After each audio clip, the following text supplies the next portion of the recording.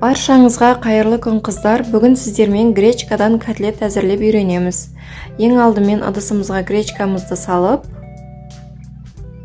үстінен қайнаған суымызды құйып, 1-2 сағатқа тындырып қойып қоямыз.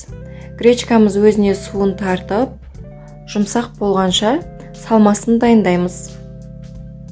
Салмасына пияз, сәбіз және де осындай бұқтырылған біздегі гречкамыз, чеснок, укроп, жұмыртқа, қаймақ, тұз, бұрыш қажет болады. Ең алдымен пиязымызды осылай мен көрсеткендей етіп майдалап, кубиктап турап алғандарыңыз дұрыс.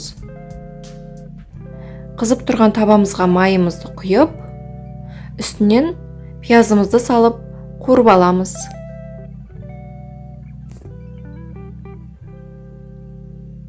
Чесногымызды майдалап аламыз, осылай езіп, мен көрсеткендей етіп. Немесе майдалап турасаңыздар да болады.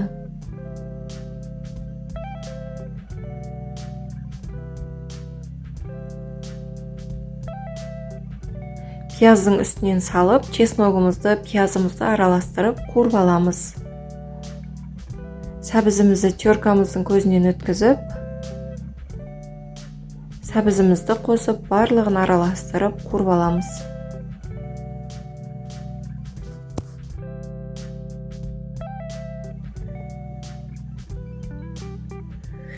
Суға бұқтырылған гречкамызды таза ыдысымызға салып, үстінен қара бұрышымызды, тұзымызды салып, басқа да дәмдеуіштер қоссаңыздар болады, түрлі приправалар қоссаңыздар болады. Одан соң мен қаймақ қостым, майонез қоссаңыздар да болады. Ол екеуі болмаса, ештеңе қоспай қойсаңыздар да болады. Одан соң осылай жұмыртқамызды салып аламыз. Укроптарыңыз болса, укроптарыңызды қоссаңыздар да болады. Осылай блендердің көмегімен жақсылап езіп аламыз. Егер блендер болмаған жағдайда, вилканың көмегімен езіп алсаңыздар да болады.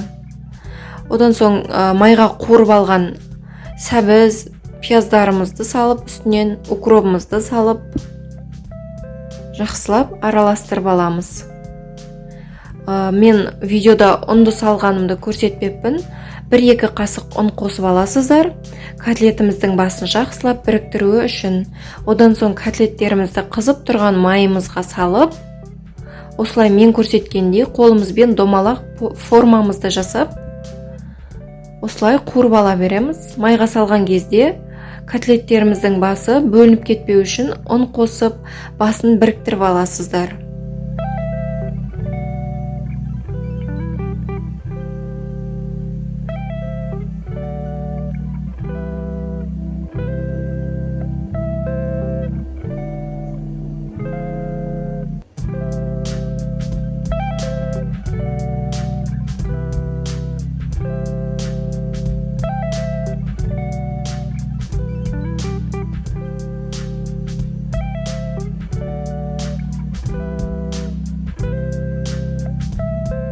Біздің котлеттеріміз дайын болды.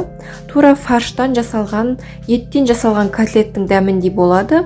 Жасап көруге кеңес беремін. Астарыңыз дәмді болсын. Менің каналыма тіркеліп, лайк басып, пікір қалдыруды ұмытпаңыздар.